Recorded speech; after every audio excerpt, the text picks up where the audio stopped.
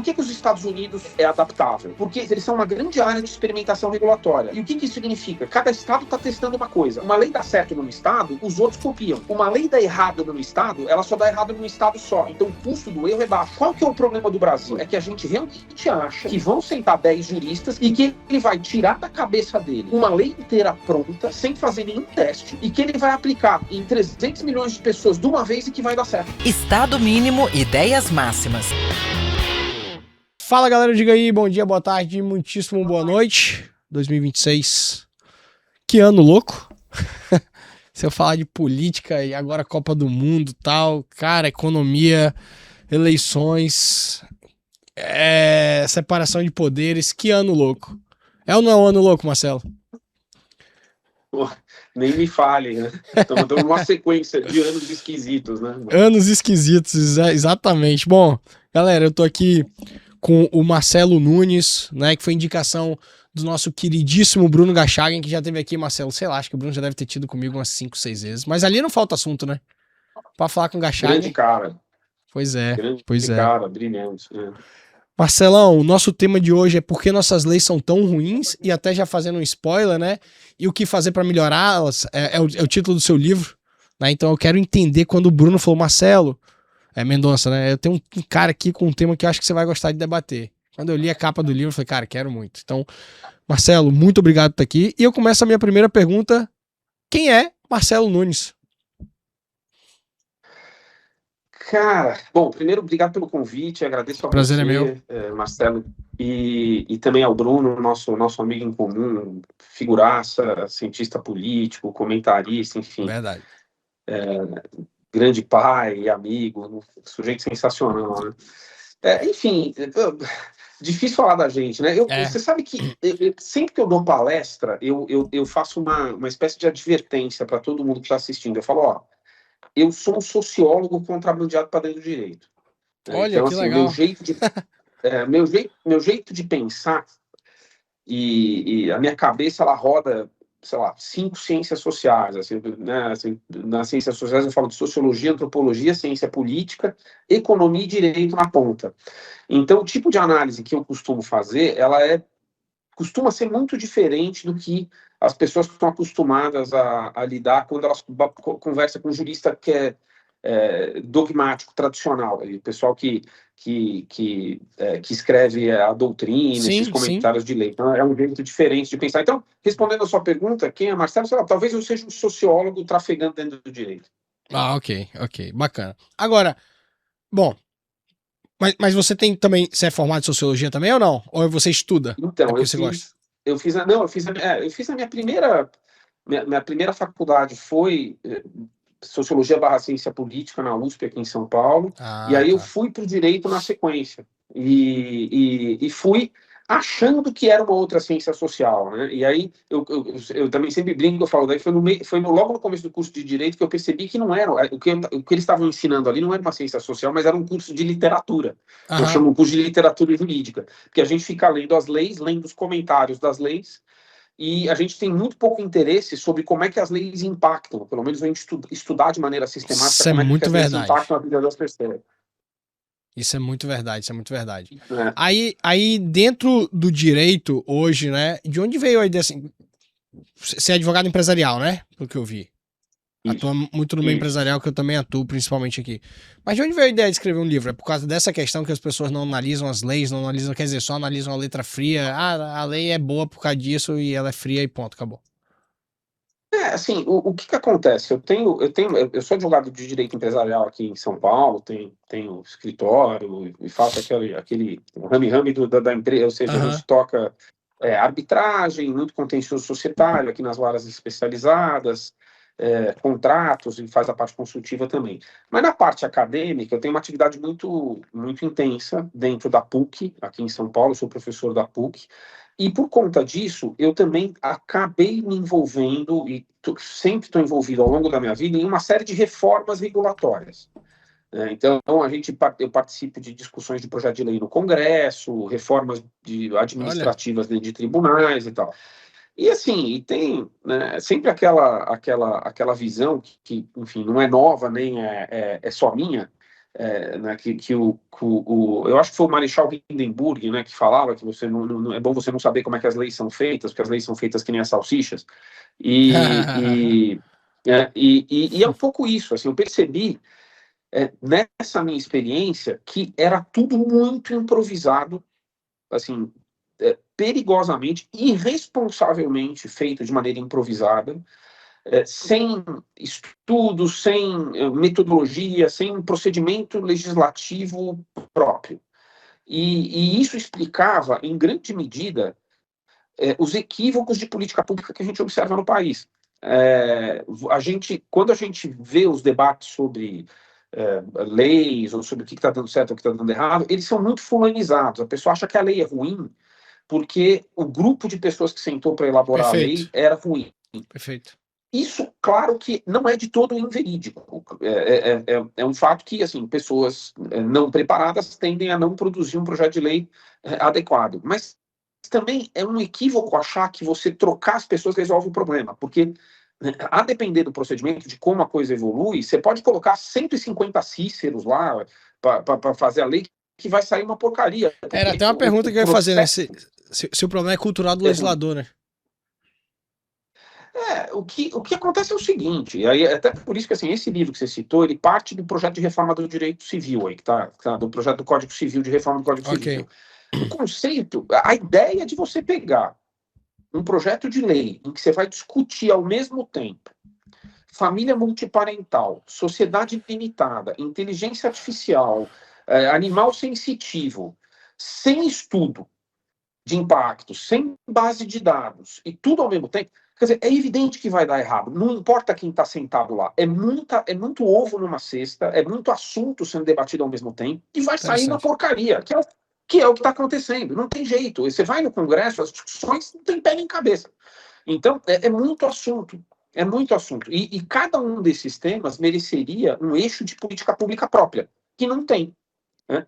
Então, eu acho que por conta dessa experiência que nasceu a ideia do livro, que eu comecei a escrever sobre o projeto de reforma na parte do direito empresarial, e eu quis deixar claro, eu falei, eu não quero discutir de maneira casuística mais uma vez. Eu vou, a partir desse exemplo, eu vou derivar o que eu acho que é uma afirmação mais importante, mais perene, que tá errado o jeito de fazer.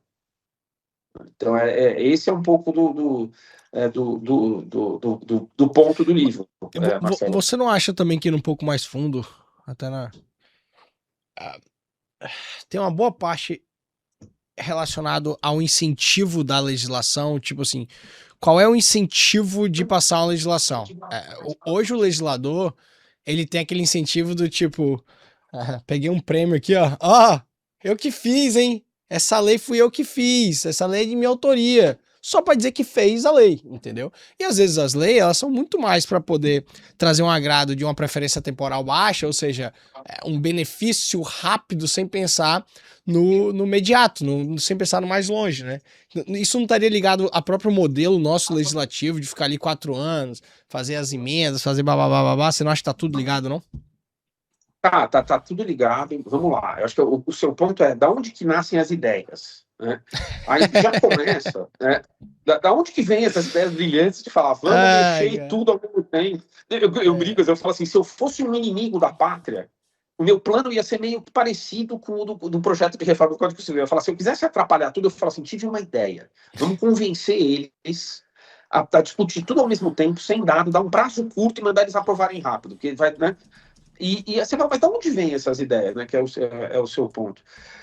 Na verdade, o que acontece? O Congresso ele é obviamente permeável a pressões de grupo de interesse, né? E há um viés de seleção, porque quem consegue ir até o Congresso são os grupos que têm recurso, que têm dinheiro. Isso em si não é ruim. O Congresso ele tem que receber as pessoas mesmo, ele tem que ouvir, ele tem que ser provocado pela sociedade civil, pelo terceiro setor, pelas entidades de classe, pelos empresários, pelos sindicatos. Tem que estar todo mundo lá, mas isso não é errado. O problema é ser só isso. Então, quando você tem esse viés de seleção, tem muitos problemas que atingem parcelas enormes da população, que é de gente hipossuficiente, gente que não está organizada, é aquela maioria desorganizada que não chega lá. Né? Então, Tem um dispositivo muito interessante na Constituição, eu acho que, se não me engano, é o artigo 105, que fala do CNJ. Ele diz assim, que a cada início do ano legislativo, o presidente do STF, que é o presidente do CNJ, vai levar para o Congresso Nacional, na data da abertura dos trabalhos, os relatórios estatísticos sobre a movimentação judiciária. Por quê? O que está por trás desse dispositivo? A ideia é a seguinte: se você olhar os tribunais como sendo, numa metáfora aqui, como sendo uma espécie de hospital da vida social, né? Ou seja, se você quebra a perna, Marcelo, você vai no hospital biológico. Eu ia perguntar que tipo de hospital você acha que é, mas deixa quieto, não vamos nos...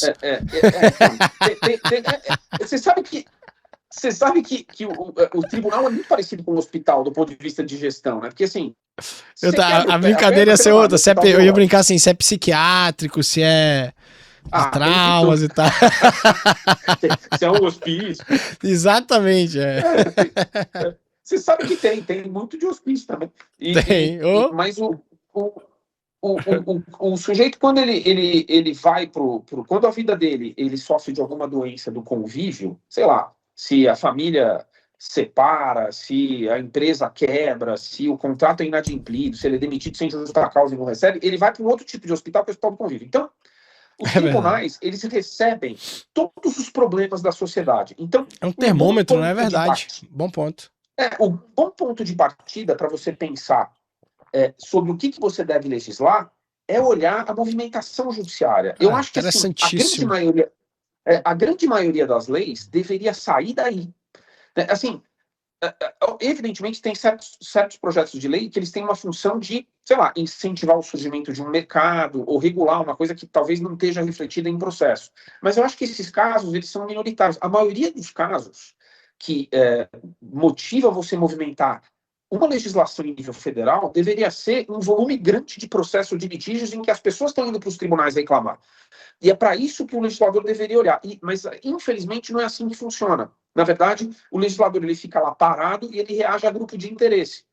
Então, assim, a legislação ela acaba saindo enviesada, já de cara. Então, esse já é um problema que eu acho que deveria ser enfrentado na hora da gente pensar um projeto de reformar esse nosso esforço legislativo. Né? Não, perfeito. E, pô, excelente ideia. Não tinha parado para pensar, mas faz total sentido. Já fica, inclusive, aqui fazendo um termômetro, né? Qual dois tipos de ações que os tribunais mais têm, analisando os tribunais total, sem dúvida, na trabalhista e execução fiscal, né? Então seriam 2 pontos aí para começar a fazer melhorias, sem dúvida nenhuma. Agora, ainda pegando a questão do legislador, eu gosto muito de falar de educação aqui no Diga Aí, a gente já falou algumas vezes e tal. E sempre que eu trago alguém do ramo de educação, alguém, seja um educador, um dono de faculdade, o que quer que seja, sempre fica claro como o nosso nível educacional, quando eu falo macro Brasil, ele é muito baixo, quando eu pego a total da população. Se eu pegar só a rede privada, tudo bem, a qualidade é muito mais alta, mas essa não é a realidade do país. E a grande maioria, querendo ou não, dos legisladores, eles acabam vindo até mesmo de uma ascensão de carreira. Muitos pegam até a política como uma forma de carreira mesmo, né? De ascensão social, financeira, de relevância, de tudo. Será que boa parte também não vem daí, Marcelo? Porque, por exemplo, quando eu converso com algumas pessoas, a exemplo do Marcel Van Hatten, do Gilson Marques, quando eu converso com o Orleans e Bragança, o Luiz Felipe, né? E com vários outros que eu já conversei, você fala, cara, esses caras são muito feros. Esses caras são muito bons, esses caras são muito inteligentes, esses caras são muito bem preparados, esses caras têm excelentes ideias. Só que eles são a minoria da minoria. Será que o problema educacional, cultural do Brasil também não é uma grande razão da gente ter leis tão ruins? Mas o que você está dizendo é que, só para eu entender, que você tem assim como você tem uma minoria educada na sociedade brasileira em relação a uma maioria deseducada, você também tem uma minoria educada no Congresso. Sim. Em relação a... Eu tô falando de... A gente não tem... Primeiro que a gente não tem educação de qualidade. Vamos supor que a gente tivesse. Vamos supor que a educação hoje ela é de qualidade. Mas eu não tenho finanças. Eu não tenho economia, eu não tenho sociologia, eu não tenho política, eu não tenho nada na faculdade. Eu não tenho basicamente nada na faculdade no ensino médio fundamental, não tenho nada disso. Será que essas pessoas que chegam para legislar, elas estão preparadas para legislar? Vamos lá. Vamos lá, tem várias camadas aí na sua pergunta. A primeira é essa premissa de que o Congresso representa a sociedade. Isso não é verdade. Tá? Perfeito, concordo. Assim, concordo. primeiro, se o Congresso representasse a sociedade, metade era preto, né, e pardo, mais da metade, teria uma grande maioria de miseráveis, o que não é verdade. Entendeu? As pessoas que estão lá, elas são ricas e elas representam, elas saem de uma elite das suas localidades já. Tá? Então, assim, né, você teria que ter metade de mulher, que não tem, entendeu? Então, assim, eu não sei se você tem um dado, que quando eu descobri, eu falei, não é possível, deixa eu fazer essa conta. Sabe quantos deputados você acha que atingiram o quociente eleitoral? Ou seja, que teriam votos por conta própria para estar dentro do Congresso, dos 513? Não sei. Chuta. 300? 26. 26 atingiram o coeficiente, o resto foi puxado por legenda? Ninguém foi eleito. Ninguém foi eleito. Caralho. Você tá entendendo o problema? Então, assim, vamos lá. Então, assim, vamos colocar as coisas 26. Vamos colocar as coisas no seu devido lugar. As pessoas elas não têm voto suficiente para falar. Você fala, não, mas é um sistema proporcional e tal. O Congresso, na verdade, a Câmara. Eu estou falando assim, quando a gente fala do Congresso, tem que se separar de Senado da Câmara dos Deputados. Os senadores foram eleitos, a eleição majoritária, e ali eles têm voto. Ok. Entendeu? A Câmara dos Deputados, você tem um sistema em que você vota num nome, o nome vai para um partido, que vai para uma coligação partidária, que puxa uma fila que você não sabe quem é. Entendeu? E então, é por isso, em alguma medida, que a Câmara dos Deputados não reage à pressão popular, porque você vê uns projetos passando, você fala, poxa, mas as pessoas não ficam indignadas? Esses projetos às vezes param no Senado, porque o Senado tem mais. O senador ele reage, mas fala, a pessoa não vai votar em mim. Né? Mas tem uma parte da Câmara dos Deputados, grande parte, que está mais preocupada com a burocracia partidária, a posição que ele vai estar na lista, do que se o povo não está gostando do que está sendo votado. Então, assim, eu acho que a primeira coisa que você tem que afastar da sua afirmação, porque eu não concordo, Marcelo, Tá, fica à vontade, por favor. É que representa, que então, assim, na verdade é uma maioria educada, muito bem educada, estrategicamente posicionada, que em parte trabalha para beneficiar a burocracia partidária que está lá dentro.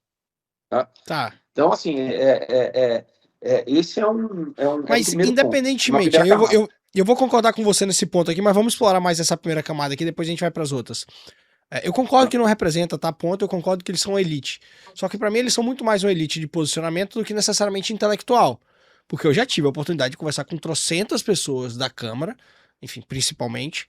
E, cara, ou o cara é muito maldoso, ou o cara tem a maldade dentro dele, ou ele é muito ignorante pra defender determinadas coisas. Dos dois, não tem outra.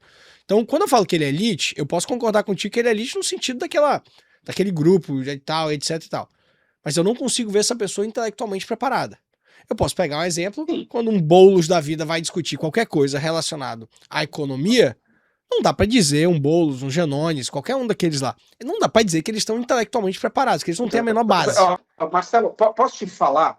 Qualquer nome que você lembre de cabeça é um nome legitimado. Você pode não concordar com o que ele fala. Não, mas se você é legitimado. sabe quem ele é, então, o problema, eu vou te falar, o problema não é o Boulos, de um lado, ou como é que chama o menino de Minas Gerais, lá, Nicolas. O Nicolas. O problema, assim, esses dois, eles têm voto.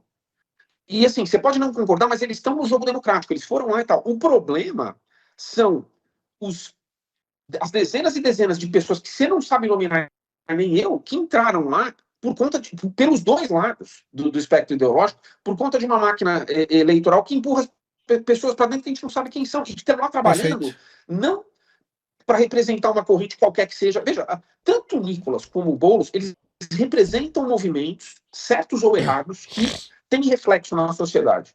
Entendeu? Então, despolarizando a discussão. Entendeu? Então, assim, os dois merecem ser ouvidos, os dois merecem estar lá.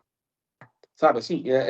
O problema é a maçaroca de gente que entra meio que por quase que um contrabando político partidário lá para dentro. Entendeu? Entendi. Então, aí é que o caldo entorna, na minha visão. E a segunda camada, uma outra camada que eu queria colocar é o seguinte: você falou, a educação e tal. Eu vou te falar, meu, você senta lá. tá, no Congresso. Aí vem o sujeito e fala assim, nós vamos falar agora, você vai votar, eu e você, nós vamos votar reserva indígena. Depois nós vamos votar metal raro. Aí depois nós vamos votar legislação trabalhista. Depois nós vamos votar o Código Civil, que tem todos esses assuntos ao mesmo tempo, sendo debatidos ali no SUS. Quer dizer, quem é que tem educação suficiente para tudo isso? Ninguém. Ninguém. Você pode botar o Albert Einstein lá, que ele não sabe de tudo isso. Você está entendendo? Aí a questão é, qual o modelo? O que significa hoje, numa sociedade complexa, você reunir 500 pessoas que vão deliberar sobre tudo? Isso, o que sai disso? Né? Quem é que, de fato, está trabalhando nas leis? Tem um corpo técnico que está por trás? Em que medida a lei tem que ser elaborada por um corpo técnico? Em que medida você tem que ter uma supervisão democrática que efetivamente seja representativa? Quando a gente pega todos esses assuntos, né, que passam pelo legislativo, de demarcação de reserva indígena, a regras de mineração de metais raros, política de desenvolvimento industrial na Zona Franca, quem é que tem educação técnica para enfrentar tudo isso? Você vai falar, não, eu passei... Você tem que ser um polímata de altíssimo nível. Então, assim, ninguém tem. Ninguém tem. Então, a questão não é ter... Falar assim, não, nós precisamos educar um pouco mais. Né? Na verdade, a pergunta é, quão funcional é um sistema que coloca 500 pessoas ali para deliberar todos esses assuntos? Vai falar, não, mas eles respondem à pressão popular. Eles não são técnicos nesses assuntos todos, mas eles respondem à pressão popular. Eu digo, eles nem são técnicos, nem respondem à pressão popular, porque, de novo, como eu falei no começo, a representatividade não chega ali. Né? Então, existe, na minha visão, assim, hoje, uma sociedade tecnicamente complexa, culturalmente variada, uma dificuldade grande desses intermediários, chamadas casas legislativas, deles responderem aos anseios do que a sociedade quer, ou seja, responder tecnicamente aos problemas e, ao mesmo tempo, se fazerem com que a sociedade sinta que eles estão representando as pessoas em geral. Você não acha que a rede social ajuda nisso? Você não acha que a rede social ajuda a expor um pouco o que as pessoas querem? A rede social ajuda por um lado, né? Mas eu digo para você, ela atrapalha por outros. Tá? Okay. Você tem razão que ela democratiza. Então, assim, as pessoas têm acesso, elas se manifestam, elas opinam. Né? Mas, ao mesmo tempo, se a sua intenção é selecionar pessoas tecnicamente preparadas para entrarem nessa discussão, eu acho que a rede social ela não ajuda, porque ela, vamos dizer assim, ela quebra alguns filtros que funcionavam antes. O que está acontecendo o que a gente está vendo? O que está acontecendo com os governos em geral hoje? Né? Antigamente, você tinha o sufrágio, então, assim, funcionava o sufrágio, mas você tinha alguns filtros. Né? Você que estava falando do funcionamento das elites técnicas, e tal, que, vamos dizer assim, eles pré-selecionavam os candidatos. Né? Então, você tinha a imprensa, que filtrava quem podia falar, quem não podia falar. Né? Você tinha o custo da campanha, então você precisava passar o Pires para poder financiar sua campanha, aí você ia lá nos bancos, nas empreiteiras, nas grandes empresas, no mercado de capitais. Assim, se a elite econômica não financiasse a campanha, era muito difícil você ser ouvido. Então você filtrava pela mídia, filtrava pela elite econômica financeira, e o último filtro era o partido que ainda existe. Você fala, você precisa se filiar a um partido para poder sair candidato. A rede social, ela quebrou os dois primeiros filtros. Hoje em dia, muitos candidatos se viabilizam, se projetam nacionalmente com um investimento muito baixo, porque a rede social permite, eles são ouvidos. Né? A pergunta então você não precisa de financiamento de campanha e você não precisa dar bênção da Globo, ou do Estado de São Paulo, ou do Jornal do Brasil, acabou isso. Né? A pergunta os candidatos melhoraram com a queda desses filtros ou não? Né? A impressão que dá, às vezes, é que a rede social virou um grande coliseu político, entendeu? Em que os candidatos que estão se viabilizando dentro desse sistema, eles são uma espécie de gladiadores desse conflito midiático. E essas pessoas talvez não sempre tenham o melhor perfil para ocupar essas posições. Talvez elas cheguem lá e também não tenham uma pauta técnica tão boa para colocar e igualmente não estão preparadas para discutir tecnicamente os problemas que você está levantando, entendeu? Então, Entendi. hoje o que a gente vê, e o que eu estou falando aqui é muito mais um diagnóstico, mas é uma grande Sim. crise que, na minha visão, resulta da junção de um lado de rede social e do outro lado da democracia direta, que a gente está vendo no mundo inteiro. O que está acontecendo no Brasil, está acontecendo nos Estados Unidos, está acontecendo na Europa, está acontecendo em qualquer lugar que tem esses dois elementos. Tá. Agora, continuando, então, até dando um spoiler do livro, que eu imagino que você traga as respostas, mas então, as nossas leis são muito ruins pelo método de análise do que precisa ser legislado? Eu acho que tem as duas coisas. Eu acho que, assim, eu acho que, evidentemente, a gente precisa ter pessoas melhores envolvidas no processo legislativo, que sejam tecnicamente qualificadas para os seus debates, e a gente precisa ter um procedimento mais organizado. Né? Deixando de lado a discussão sobre as pessoas, que a gente já falou aqui agora um pouco, sobre o sistema de eleição, como é que você compõe uma comissão de juristas, e veja, eu não estou dizendo que é todo mundo ruim, não. Você pega, por exemplo, o Senado e a Câmara, eles têm um corpo de consultores internos que são extremamente competentes. Inclusive, funciona tipo um zagueiro. Sabe aquele zagueiro quando o goleiro já caiu, o cara vai fazer o gol, tem um sujeito que tira a bola na linha? Cara, a consultoria do Senado, por exemplo, é isso. Eu já vi é um time de zaga que defende a regulação brasileira, que chuta muita bola que está em cima do gol, que a gente ia tomar, entendeu? E, então, assim, mas eu quero tirar de lado Imagino que não é filtrado, né? Se esse tanto de coisa passa, assim, imagino que é filtrado. É isso, porque a verdade é a seguinte, hoje, esse sistema, ele produz maluquice o tempo inteiro. Assim, se você não tem uma zaga ali para defender, é um negócio maluco. Mas vamos focar no procedimento, tá? Que é um pouco do que eu faço no livro. O que eu defendo no livro é que a gente deveria ter uma regulação que ela fosse orientada por dados. Então, vou contar uma história para você. Uma vez eu faço muita pesquisa empírica, então a gente tem muito trabalho estatístico aqui na Associação Brasileira de Jurimetria, lá na PUC, que eu faço. A gente estuda muito as leis sob o ponto de vista de impacto que elas têm na sociedade. Estuda a movimentação judiciária e tal. E por conta disso, eu acabei parando num grupo, uma vez, mas que chamava era um grupo de professores que estudavam as economias que cresciam rápido. Tá? E é interessante isso, porque a gente não está falando das economias grandes, sim, tá? Mas a gente está falando das que têm um crescimento proporcional ao seu PIB rápido, tá? Economias que passaram por saltos muito grandes. Às vezes são economias grandes, a China foi assim, né? por um período grande de tempo, mas às vezes são economias pequenas que fizeram reformas interessantes. E a discussão, esse grupo se reuniu exatamente para entender assim, para falar o que tem em comum. Essas economias que aceleram muito o crescimento, o que elas têm em comum? Né? Aí você vai falar, será que é libertário, é socialista, é intervencionista?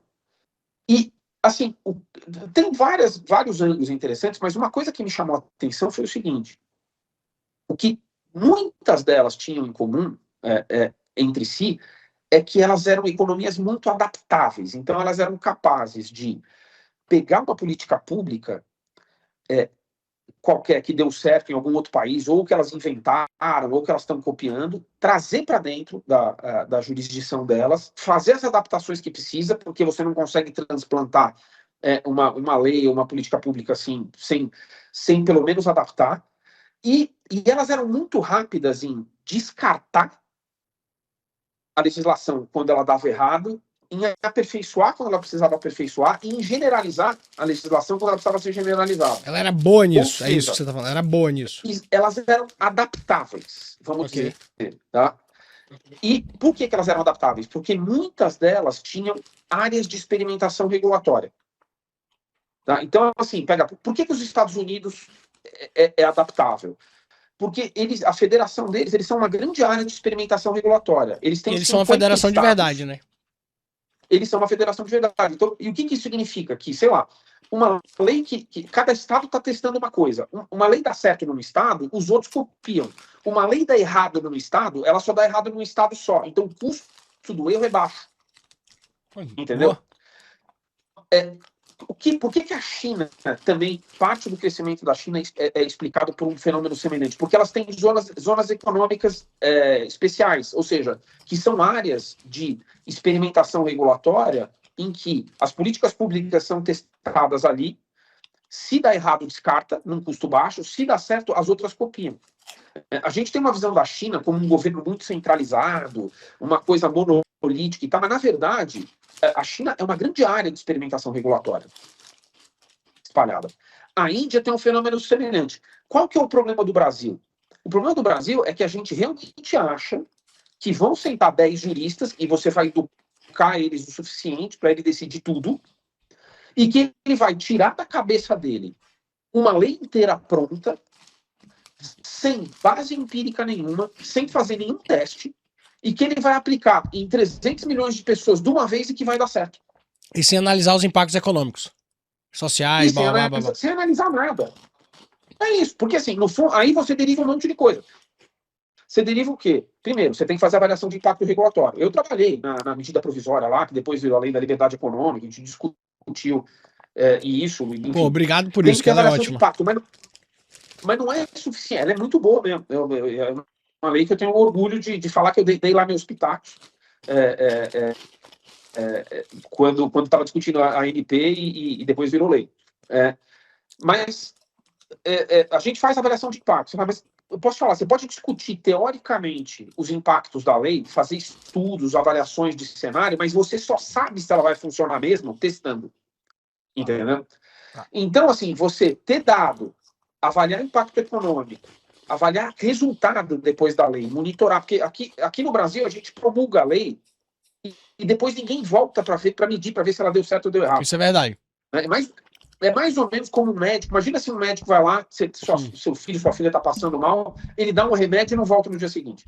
Né? Claro. Então, esse conjunto de medidas, avaliação de impacto, usar dados, mas eu vejo assim, principalmente experimentação regulatória, elas tornam a jurisdição mais dinâmica e elas tornam uma lei melhor. Né? Perfeito, perfeito. Melhor por quê? Porque ela sempre vai dar certo? Não, porque, inclusive, quando ela dá errado, você descarta rápido. Então, é um pouco esse o conceito que o livro trabalha. Bacana. Agora, e a questão do tipo de... né, enfim... O tipo jurisdicional que tem no país. Por exemplo, você mencionou a questão dos Estados Unidos. Só que os Estados Unidos têm 1 zilhão menos de leis do que a gente, em especial em âmbito federal, né? Aqui a gente quer legislar sobre tudo, né? O brasileiro, ele gosta de lei, ele se sente bem quando tem uma lei, entre aspas, protegendo ele. Ele tem uma lei quando impede o outro de fazer tal coisa, tal, etc. E eu queria que fizesse esse paralelo, Marcelo. Não sei se você já leu a obra A Lei do Bastiat. Eu, como jurista, quando eu li a Lei do Bastiat, ela me impactou muito. Eu admito, ela me impactou muito pelo quesito filosófico da obra do Bastiat, no sentido de, cara, a lei, ela não tá aqui para dizer o que você pode ou não fazer. A lei deveria estar aqui no seu sentido negativo, de que ela tem que garantir que você vai fazer aquilo que você quer fazer. Então a lei, ela não deveria ser sempre impositiva, restritiva de liberdade, orientativa, você pode fazer assim, assim, assado, tal. É simplesmente, seu direito à propriedade está garantido. Seu direito à liberdade está garantido. Óbvio que eu tô aqui fazendo de um aspecto extremamente genérico, né, assim, muito aberto. Só que quando eu penso nos modelos do Common e do Civil Law, quando eu penso no modelo americano, eu falo, pô, mas tá mais nesse sentido, ele é mais garantidor da minha liberdade do que uma restrição da minha liberdade. A gente tem tanta lei, Marcelo, a gente tem tanta lei, que cada lei nova, querendo ou não, retira um pouco da nossa autonomia, da nossa liberdade, né? Olha só, a gente precisou de uma lei de liberdade econômica para dizer que eu tenho liberdade econômica. E, de novo, obrigado por isso, considerando o Brasil, mas eu não queria ter uma lei de liberdade, eu não queria ter que ter uma lei de liberdade econômica, entendeu? É muito nesse sentido, eu queria sua análise sobre isso, né? Falei coisa pra caralho, várias camadas de novo. Mas é bem interessante essa conversa. Que bom, que bom. Não, é verdade, é bem legal, meu amigo. Eu tô pensando aqui, junto com quando você fala, né? Sim, Primeiro que eu francamente eu não sei se hoje os Estados Unidos é um bom exemplo de pouca regulação. Eu acho que ele é um país que, por N razões, também se burocratizou muito. Fato, Né? fato. É, Isso é fato. Mas eu concordo com a sua análise. Eu acho que nem todo o problema que aparece deve ser resolvido por uma legislação. Né? Eu acho, e é interessante isso para a gente entender até qual é o papel do judiciário e qual é o papel do legislativo. Boa. Partindo daquela discussão que a gente teve no início aqui sobre os problemas surgirem nos tribunais, né, dá para a gente ter uma ideia sobre quando é que você precisa de uma lei e quando não é necessário uma lei. Então, vamos imaginar que você apareça no judiciário lá, sei lá, 4 disputas a respeito de uma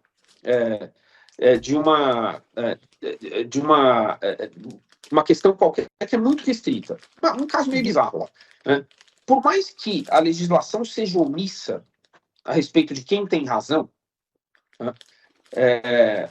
Você dificilmente vai defender que vale a pena você movimentar toda a máquina legislativa para promulgar uma lei que teria aplicação só em 4 casos, por exemplo.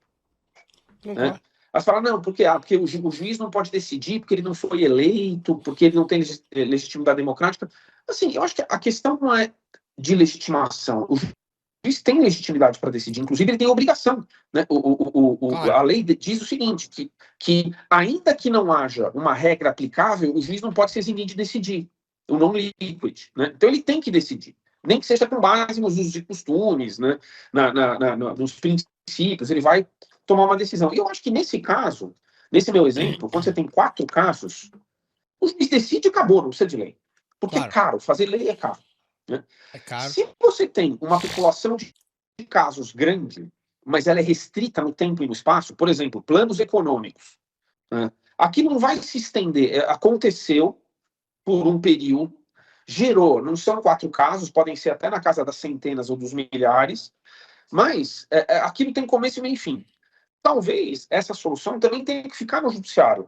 Não cabe ao legislador produzir uma lei para lidar com uma população de casos restritas. Então, ali, entra o judiciário e cria uma súmula, cria um incidente de demanda repetitiva e tal, e resolve aquilo de uma maneira homogênea. Sim. Só se justifica você fazer lei se você estiver diante de uma relação social, na minha visão, que seja geograficamente abrangente, ou seja, pega todas as unidades federativas e não tem a perspectiva de acabar no tempo. Porque não faz sentido o juiz ficar decidindo, o judiciário ficar decidindo nesse caso, ad infinito. Então, nesses casos específicos, o legislador entra e fala, não, isso aqui eu vou pacificar, porque, né, por exemplo, uma pergunta que é, motorista de Uber é empregado ou não é empregado? Isso não vai acabar tão cedo. Uhum. Né? Então, assim, na minha visão, e isso está espalhado pelas 27 unidades federativas, então, na minha visão, aí talvez merecesse uma atuação do legislativo. O resto, pelo menos quando a gente trata de conflitos, fica, para mim, assim, o judiciário resolve. Eu falo, eu não estou me entendendo com você, não tem lei, você fala, não, se é só o nosso caso, o juiz decide e a sociedade vai ter que lidar com isso, porque é diferente. Eu imagino que num sistema do Brasil como ele é hoje, acho que a questão tributária não tem jeito, tem que estar para você trazer as diretrizes ali, ponto, tal. Apesar de que cada hora é um novo penduricário ali. Questão de segurança nacional também, talvez. Mas enfim, é muita coisa. Aí falando em Constituição, seria a Constituição um exemplo de lei ruim, Marcelo, na sua opinião? Porque muita gente que eu já ouvi aqui, lógico que preciso ser sincero, né? As pessoas que eu acabo ouvindo são pessoas de uma linha filosófica muito parecida com a minha. Né? Ainda que eu seja um libertário e o Bruno seja um conservador, a linha filosófica ela é muito próxima. Vamos discordar em um ou outro ponto ali e tal, mas a gente vai concordar em 90% das coisas.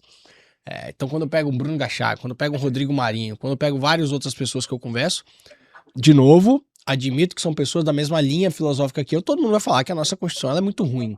Né? Mas hoje eu tô conversando com um cara mais técnico, um cara que estuda as leis. Né? Qual é a sua opinião sobre a Constituição? Ela é um exemplo de lei ruim? Olha, essa é uma primeira... Ela fala de tudo, né? Ela fala de tudo, igual você falou do Código Civil, ela fala de tudo. Então, eu acho que vamos lá, primeiro que assim, toda essa turma que você citou, eu admiro muito, gosto, são todos meus amigos, acho que sem exceção. Eu imagino que você conheça o André E Santa Cruz também, né? Porque da Lei de Liberdade Econômica, o pô, André, André é um o André me queridíssimo. colocou no rolo da MP da Liberdade Econômica. O Rodrigo Marinho é um grande amigo de longa data também, lá Maravilhosos, agora, em maravilhosos. Brasília, né? Todo mundo, são todos grandes amigos. Assim, a Constituição, se você senta e você faz um processo constitucional, como a gente fez, em que você reúne grupos altamente fragmentados da sociedade, cada um trazendo as suas demandas para colocar num documento, aquilo vai ficar extenso mesmo. Se os Estados Unidos hoje fizessem um processo constituinte, dificilmente ia sair uma Constituição verdade. curta, né? Mas eu vou te falar, eu acho que, de novo, eu acho que culpar a Constituição é culpar a lei. Eu acho que a gente tem que lidar com o que a gente tem, né? Mudar a Constituição não me parece que vai ser que é uma panaceia. Eu acho que a gente tem que aprender a lidar com ela, adaptar as instituições ao que, talvez fazer algumas adaptações pontuais, mas adaptar as instituições à Constituição que a gente tem. Eu acho que até numa linha mais conservadora, na linha do pensamento do Bruno e tal, essa coisa de a gente querer ficar revolucionando as normas fundamentais, você aumenta a entropia e aumenta o custo de adaptação de tudo. Você Isso tem é verdade. que reconstruir todos os... Então, eu acho que é mais sábio da nossa parte lidar com o que a gente tem, né? E adaptar embaixo da Constituição. Eu defendo muito um conceito que eu chamo de meta-reforma, né? Que eu até proponho no livro, que é uma reforma na nossa maneira de fazer reformas. Então, legal. ao invés de mexer na Constituição e deixar as instituições embaixo como elas estão, eu acho que a ideia seria, por exemplo, mexer no regimento interno do Congresso, permitir experimentação regulatória, deixar que cada... Isso seria muito Congresso, legal, por exemplo, cara. Gostei demais de duas coisas assim, especial que você trouxe. Só para comentar essas duas coisas que eu gostei, mas eu vou te dar o direito de continuar. Eu gostei demais da ideia do judiciário mais como termômetro, e eu gostei demais da ideia, enfim, vamos chamar assim, dos testes, né? Mas para isso a gente precisaria ser mais uma federação, que a gente não é. Desculpa, agora continua. É bem isso, assim, e a gente pode fazer por um modo federativo e tal, mas talvez tenham caminhos em que a gente permita que o Congresso Nacional, por exemplo, aprove leis em caráter provisório, de teste, com o que a gente chama de sunset clauses, ou seja, tem um prazo de duração para a gente voltar e medir.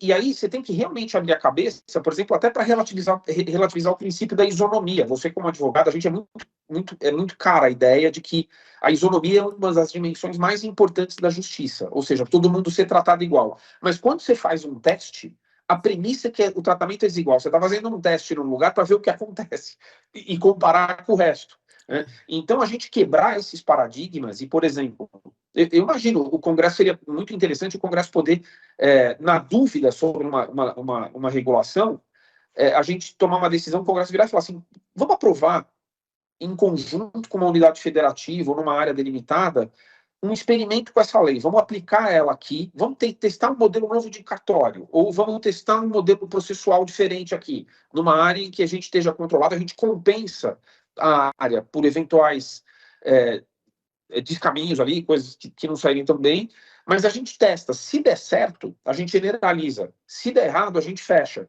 Isso, esse tipo de possibilidades permitiria que a jurisdição brasileira ficasse mais adaptável. Porque as leis hoje no Brasil, elas demoram demais para ser aprovadas. Por quê?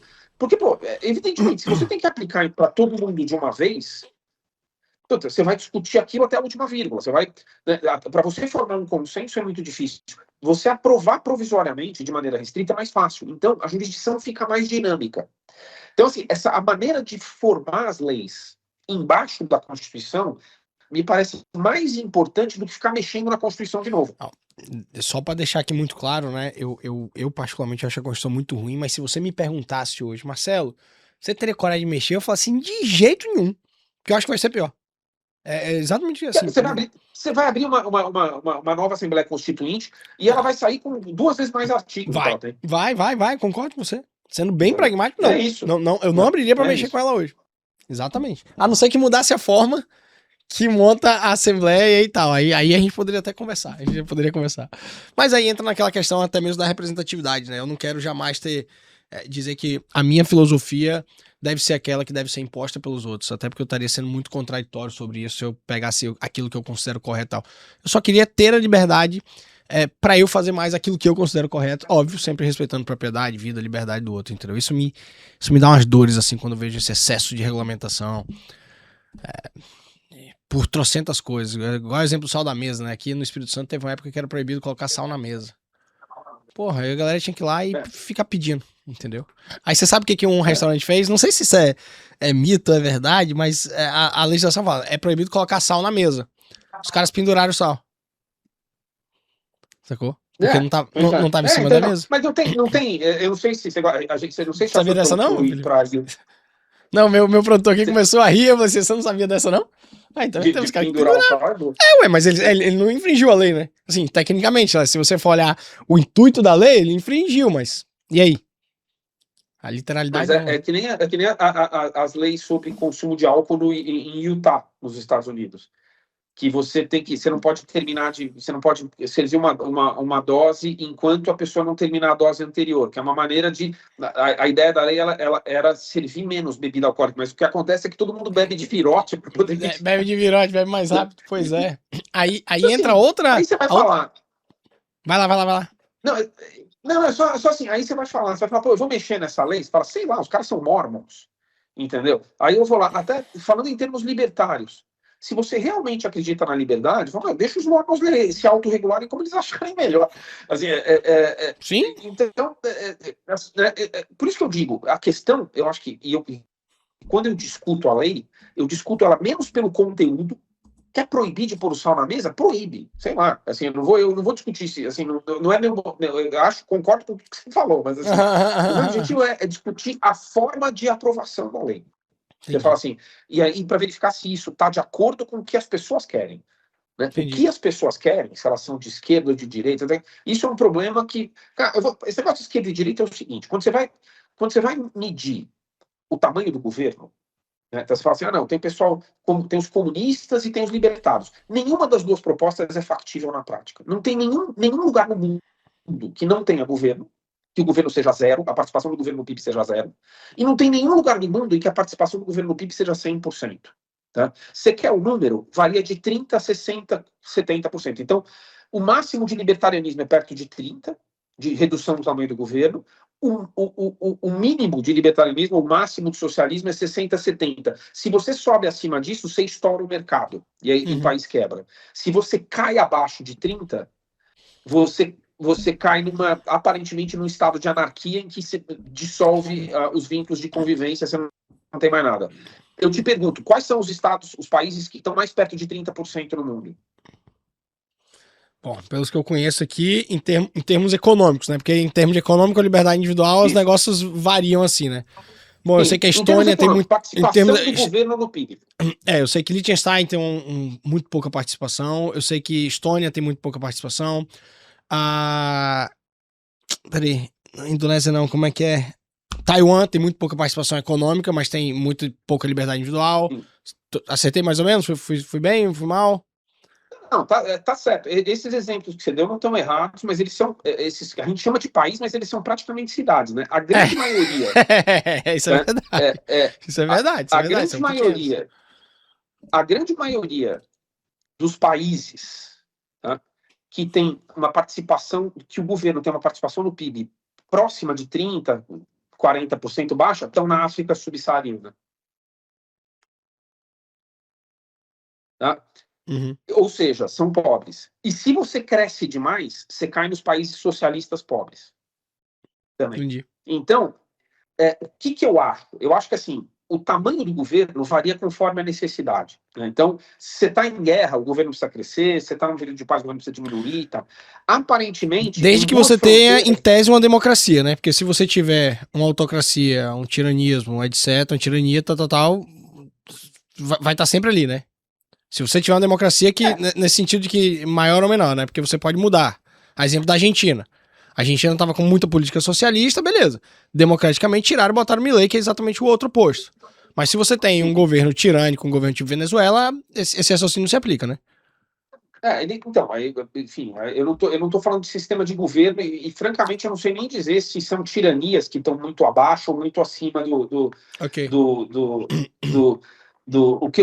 que eu sei é que você tem esses limites, 30 para Sim, cima, sim, 30 sim. para baixo, vamos Interessante o dizer, dado. e que uma economia razoavelmente saudável ela oscila entre esse piso e esse teto. Então, eu acho que evidentemente, eu acho que num sistema de paz, você ter um governo menor e permitir que o mercado cresça e que dê mais tração para a economia é muito bem. Eu sou um Claro. advogado de direito empresarial, eu quero mais ver o PIB estourar de crescer e tal. Exato. Então eu sou favorável a isso, mas no limite, Legal. essa coisa quando a gente olha essa coisa de esquerda e direita, se você olha pelo número, assim, ela mostra que, no fundo, todo mundo vai convergir para alguma proporção saudável entre governo e mercado. Perfeito, perfeito. Minha última pergunta aqui, Marcelo, antes da gente passar para uma segunda fase. Você acha hoje não, assim, né? Até porque eu não quero usar o exemplo brasileiro, prefiro a pergunta ser mais genérica. Você acha que o judiciário ele tem esse papel mais moderador, mais político, ou ele deveria se ater àquilo que ele foi originalmente criado para se ater?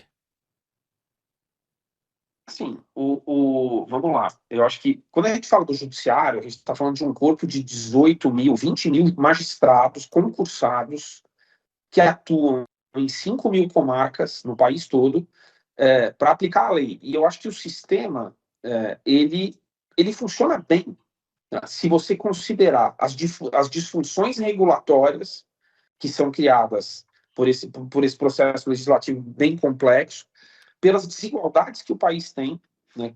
Desigualdade cultural, econômico-financeira, e essas pressões que acabam todas caindo em cima do Poder Judiciário. A gente tem um sistema que foi desenhado pela lei, que tem N explicações, caberia uma discussão enorme aqui, mas que gera 80, 90 milhões de processos ativos no país. Sim. Então, receber essa carga e atender a essa demanda social é uma tarefa que eu acho assim, cara, não tem nenhum país no mundo que segure. Tá? Então, assim, isso é uma coisa. E eu acho que o judiciário, com todos os problemas que ele tem, e que a gente pode discutir e tal, ele desempenha bem essa função, esse corpo técnico, vamos chamar assim, Okay. que e eu vou falar para você, assim, quando a gente pega o executivo, o legislativo e o judiciário, eu ainda prefiro, o judiciário para mim ainda é o melhor dos três poderes, tá? Assim, nesse conjunto. Se a gente pensar que a gente tem no legislativo uma Câmara Legislativa para cada município, com vereadores, né? E a gente tem aí, acho que 8 mil, 9 mil municípios no país, não é isso? Uhum. Assim, a gente tem no Brasil, bota aí, acho que aí eu preciso lembrar o número de cabeça, mas eu não sei qual que é o mínimo de vereadores que você tem que ter, mas eu acho que você tem 20 mil juízes, 18 mil juízes e 40 mil vereadores no país. Não faz sentido você ter 2 vezes mais legislador do que juiz. Isso é verdade. Né? Oi? Não, isso é verdade, concordo. Podia ter bem menos dos dois. Não faz sentido. Então, Concordo. assim, quando a gente olha por disfunção, por gasto, o legislativo é muito pior, na minha visão ali, que deveria olhar. Isso é uma discussão. Aí tem uma outra discussão, que são os tribunais superiores em Brasília. Que eu acho que entra o STF. Assim, o nosso STF, ele tem uma estrutura que é copiada dos Estados Unidos. Ele é feito o STF ele é feito para surgir de um acordo entre o legislativo e o executivo. O executivo indica, o legislativo sabatina. Por quê? Porque são pessoas que, em tese, têm que entrar lá para, enfim, dentro de um pacto de convivência, para ajudar a viabilizar o governo a funcionar. E tem garantias de independência. Então, a vitaliciedade do juiz, né, do ministro do STF. Então, são garantias que foram copiadas do sistema americano. Isso está funcionando a contento hoje? Cara, é difícil falar. Assim, em princípio, assim, por um lado, não, porque assim, a sociedade está insatisfeita, enfim, está tendo uma discussão grande em relação a isso. Está tendo uma discussão grande em relação a isso, mas eu acho que a gente precisa entender as origens desse sistema. né, porque se for para mudar, a gente tem que ter muito cuidado, porque é um equilíbrio delicado. Perfeito, perfeito. Seria um grande problema a gente pensar em mudar isso aí tudo, esse formato agora. Bom, vamos lá, nossa segunda parte. Primeira foi muito boa aqui, muito obrigado. Tenho que agradecer, obviamente, aos patrocinadores que permitem que a gente esteja aqui. Em primeiro lugar, Apex Partners. Enfim, uma casa do mercado financeiro, do mercado econômico, que não para de crescer com suas teses. Tenho que agradecer o meu escritório também, que é um mantenedor, o Mendonça Machado Advogados. Tomás Laboratórios, um dos 10 maiores parques de análises clínicas do país. A FUCAP Business School, a gente tá falando aqui de educação, a FUCAP tem um MBA, Marcelo, executivo, que ele mudou um pouco a pegada dos MBAs hoje, tá muito mais prático, trazendo cases e tratando teoria de uma forma muito mais prática, então muito obrigado, FUCAP. Padaria Monza, que você me viu comendo aqui o biscoitinho e uma água de coco, e os biscoitos também da Claides. É de polvilho? Esse aqui cara, e é bom, tá? Esse aqui da Monza, Eu adoro biscoito de polvilho. Não, muito bom. Olha só, se você me der seu endereço, a gente manda um kit aí de presente pra você, tá? Me manda o endereço que a gente manda aí. Vai ser um prazer você receber. Então, muito obrigado, Claides. E também tenho que agradecer a Kelly Chinco Amarela, que ajuda a decorar o nosso estúdio aqui. Você só tá vendo uma parte, tem outra parte aqui. Então, muito obrigado, Kelly. Agora, mais papum, basta a indicação pra conhecer um pouco mais o Marcelo. Indicação de um livro. E pode indicar o seu se quiser, tá? Fica à vontade. De um livro, eu vou te falar assim, eu vou falar um livro que eu li quando eu era adolescente e que influenciou profundamente o meu jeito de escrever, que é uma coletânea de crônicas do Nelson Rodrigues, organizada pelo Rui Castro, chamada Cabra Vadia. Legal. Esse livro talvez seja um dos livros que mais me influenciou no jeito. Assim, o Nelson era um gênio, e era um gênio do estilo de escrever, as crônicas são lindas, e ele me ensinou a usar ponto final, me usou a construir um parágrafo, assim, e é uma prosa muito agradável de ler, assim, eu recomendo para todo mundo. Boa. Um filme?